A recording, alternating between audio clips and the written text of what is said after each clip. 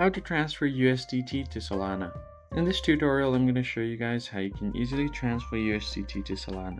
So for this, we're going to be using the centralized trading exchange, Binance. So if you don't have an account, make sure you create an account on Binance and verify it. And once you are logged in here, all you have to do is head over to the wallet tab at the bottom right corner of your screen, where it houses all of your crypto. Now, to see all of your tokens, you can head over to Spot or the Funding tab, depending on where your USDT is.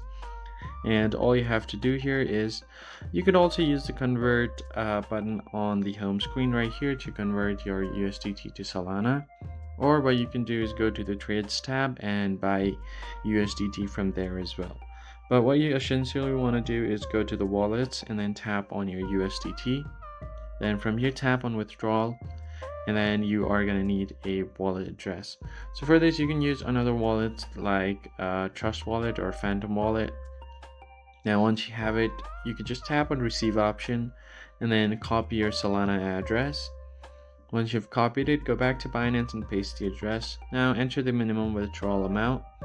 And as you can see here, on the network type is chosen to Solana automatically, which requires a minimum of $1 gas fee, and it has a minimum withdrawal of 2 USDT. The arrival time is 2 minutes. Once you've selected your network, you could just go ahead and enter the amount and tap on withdraw, and that way you could transfer your USDT to Solana. And that's basically it, guys. If you found the tutorial helpful, be sure to like the video down below and subscribe to the channel. I'll catch you guys on the next one.